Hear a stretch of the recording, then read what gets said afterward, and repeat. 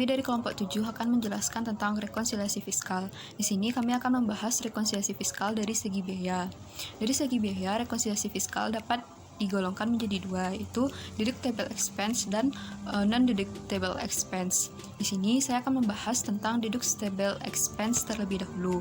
Deductible expense terdapat di pasal 6 ayat 1 Undang-Undang PPh yang berbunyi besarnya penghasilan kena pajak wajib pajak dalam negeri dan badan usaha tetap ditentukan berdasarkan penghasilan bruto dikurangi biaya-biaya untuk mendapatkan, menagih, dan memelihara penghasilan. Yang termasuk ke dalam deductible expense ialah yang pertama, biaya yang secara langsung atau tidak langsung berkaitan dengan kegiatan usaha, seperti biaya pembelian bahan, biaya yang berkaitan dengan pekerjaan atau jasa, seperti upah, gaji, honor, gratifikasi, tunjangan yang diberikan. Kemudian bunga, sewa, dan royalti. Biaya perjalanan, biaya pengelolaan limbah, premi asuransi, biaya promosi, dan penjualan yang diatur dengan atau berdasarkan peraturan Kementerian Keuangan. Yang termasuk ke deductible expense yang kedua ialah penyusutan atas pengeluaran untuk memperoleh harta berwujud dan amortisasi atas pengeluaran untuk memperoleh hak dan atas biaya yang memiliki masa manfaat lebih dari 1 tahun. Yang termasuk ke dalamnya yaitu yang pertama, pengeluaran untuk memperoleh harta berwujud serta pengeluaran lainnya yang mempunyai masa manfaat lebih dari 1 tahun, maka pembebanannya dilakukan melalui penyusutan. Yang kedua, pengeluaran-pengeluaran untuk memperoleh harta tak berwujud serta pengeluaran lainnya yang mempunyai masa manfaat lebih dari 1 tahun, maka pembebanannya dapat dilakukan melalui amortisasi. Yang ketiga, pengeluaran yang menurut sifatnya merupakan pembayaran di muka, misalnya sewa untuk beberapa tahun yang dibayar sekaligus, maka pembebanannya dilakukan melalui alokasi. Sekian materi dari saya, akan dilanjutkan oleh teman saya. Baiklah, materi selanjutnya yaitu iuran kepada dana pensiun yang pendiriannya telah disahkan oleh Menteri Keuangan. Pada iuran ini terbagi atas dua. Yang pertama yaitu iuran kepada dana pensiun yang pendiriannya telah disahkan oleh Menteri Keuangan boleh dibebankan sebagai biaya. Iuran yang kedua yaitu iuran yang dibayarkan kepada dana pensiun yang pendiriannya tidak atau belum disahkan oleh Menteri Keuangan tidak boleh dibebankan sebagai biaya. Baik, materi selanjutnya yaitu kerugian karena penjualan atau pengalihan harta yang dimiliki dan digunakan dalam perusahaan atau yang dimiliki untuk mendapatkan menagih dan memelihara penghasilan. Pada di sini kerugian di sini terbagi atas dua.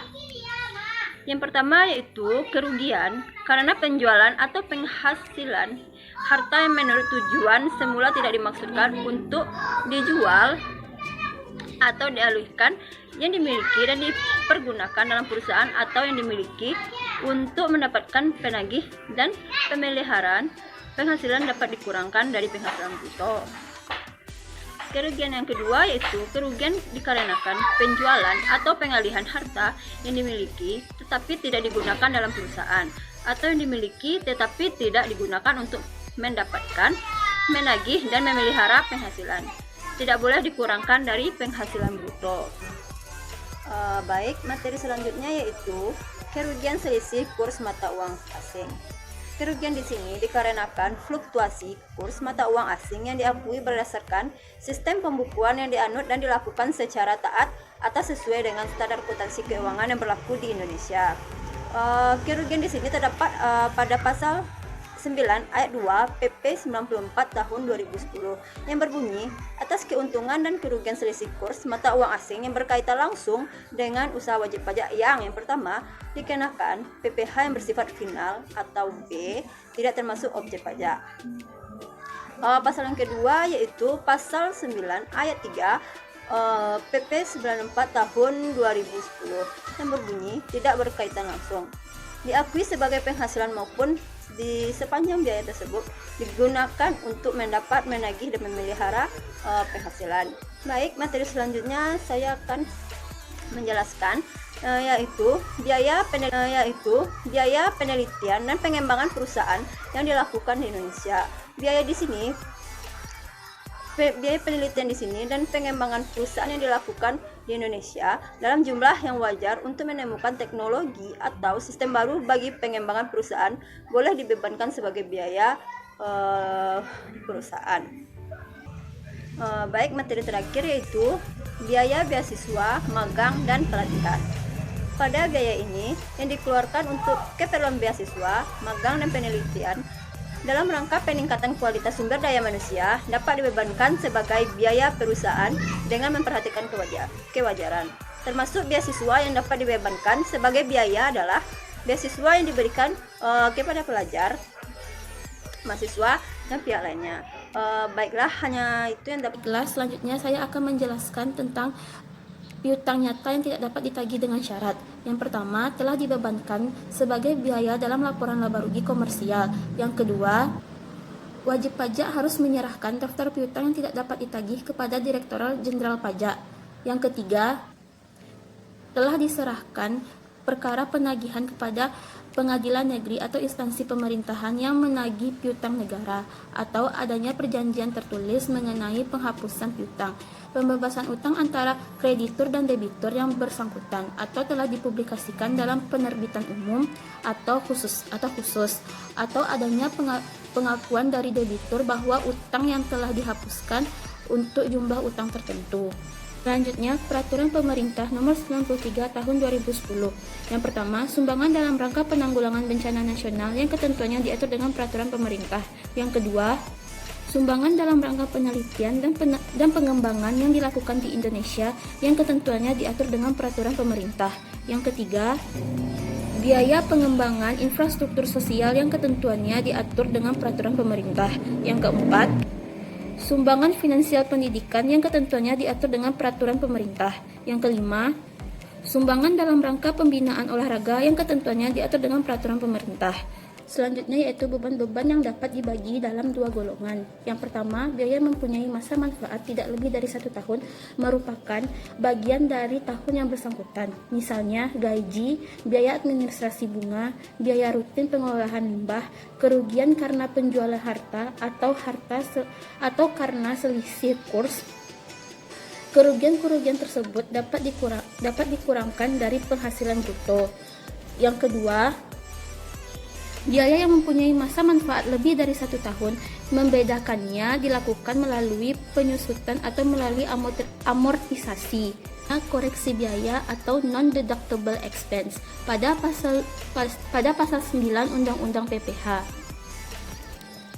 Untuk menentukan besarnya penghasilan kena pajak bagi wajib pajak dalam negeri dan BTUD tidak boleh dikurangkan. Yang A, pembagian laba dengan nama dan dalam bentuk apapun seperti dividen, termasuk dividen yang dibayarkan oleh perusahaan asuransi kepada pemegang polis dengan pembagian sisa hasil usaha koperasi. Yang B, biaya yang dibebankan dikeluarkan untuk kepentingan pribadi pemegang saham, sekutu, atau anggota. Yang C, membentuk atau pemupukan dana cadang kecuali yang pertama, cadangan piutang tak tertagih untuk usaha bank dan badan usaha lain perusahaan di perusahaan pembiayaan konsumen dan perusahaan anjak piutang. Yang kedua, cadangan untuk usaha asuransi termasuk cadangan bantuan sosial yang dibentuk oleh Badan Penyelenggaraan Jaminan Nasional. Yang ketiga, cadangan pinjaman untuk lembaga jaminan simpanan. Yang keempat, cadangan biaya reklarasi untuk usaha pertambangan. Yang kelima, cadangan biaya penanaman dan pemeliharaan tersebut pembuatan limbah industri untuk usaha pengelolaan limbah industri. Ketentuan dan syarat-syarat tersebut diatur dengan berdasarkan Peraturan Menteri Keuangan PMK strip 105 garing PMK.03 2009 JO PMK strip 57 garing 45.03 2010. Saya akan melanjutkan materi dari teman saya yang kemudian tidak boleh dikurangkan dengan yang keempat, premi asuransi kesehatan, asuransi kecelakaan, asuransi jiwa, asuransi dwiguna, dan asuransi beasiswa yang dibayar oleh wajib pajak orang pribadi kecuali dibayarkan oleh pemberi kerja dan premi tersebut dihitung sebagai penghasilan bagi wajib pajak yang bersangkutan.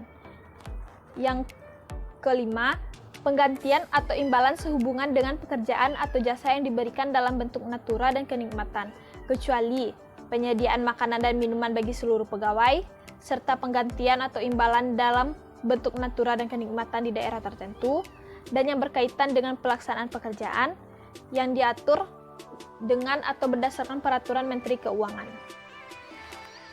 Yang dimana hal tersebut merupakan yang pertama penggantian atau imbalan dalam bentuk natura dan kenikmatan yang diberi berkenaan dengan pelaksanaan pekerjaan di daerah tersebut dalam rangka menunjang kebijakan pemerintah untuk mendorong pembangunan di daerah terpencil. Kemudian pemberian natura dan kenikmatan yang merupakan keharusan dalam pelaksanaan pekerjaan sebagai sarana keselamatan kerja atau karena sifat pekerjaan tersebut mengharuskan seperti pakaian dan peralatan untuk keselamatan kerja, pakaian seragam petugas keamanan, antarjemput, serta penginapan untuk awak kapal dan yang sejenisnya. Selanjutnya yaitu pemberi atau penyedia makanan dan atau minuman bagi seluruh pegawai yang berkaitan dengan pelaksanaan pekerjaan. Hal tersebut ada pada per 51/PJ/2009. Kemudian selanjutnya tidak boleh dikurangi dengan yang keenam, jumlah yang melebihi kewajaran yang dibayarkan kepada pemegang saham atau kepada pihak yang mempunyai hubungan istimewa sebagai imbalan sehubungan dengan pekerjaan yang dilakukan. Nah, misalnya seorang tenaga ahli yang merupakan pemegang saham dari suatu badan memeriksa jasa kepada badan tersebut dengan memperoleh imbalan 50 juta. Apabila untuk jasa sama yang diberikan oleh tenaga ahli lain yang setara hanya dibayar sebesar 20 juta, jumlah sebesar 30 juta tidak boleh dibebankan sebagai biaya. Bagi tenaga ahli yang juga sebagai pemegang saham tersebut, jumlah sebesar 30 juta dimaksud dianggap sebagai dividen. Yang selanjutnya tidak boleh dikurangkan dengan harga yang dihibahkan, bantuan atau sumbangan dan warisan, kecuali zakat yang diterima oleh badan amil zakat atau lembaga amil zakat yang dibentuk atau disahkan oleh pemerintah, atau sumbangan keagamaan yang sifatnya wajib pajak bagi pemeluk agama yang diakui di Indonesia yang diterima oleh lembaga keagamaan yang dibentuk atau diserahkan oleh pemerintah yang ketentuannya diatur dengan atau berdasarkan peraturan pemerintah. Kemudian tidak boleh dikurangkan dengan PPh. Kemudian biaya yang dibebankan atau dikeluarkan untuk kepentingan pribadi wajib pajak atau orang menjadi tanggungannya tidak boleh dikurangkan dengan gaji yang dibayarkan kepada anggota persekutuan, firma atau perseroan komanditer yang modalnya tidak terbagi atas saham, dan tidak boleh dikurangkan dengan sanksi administrasi berupa bunga denda dan kenaikan serta sanksi pidana berupa denda yang berkenaan dengan pelaksanaan perundang-undangan di bidang perpajakan. Baiklah, sekian video dari kelompok kami. Apabila ada kesalahan dan kekurangan, mohon maaf. Wassalamualaikum warahmatullahi wabarakatuh.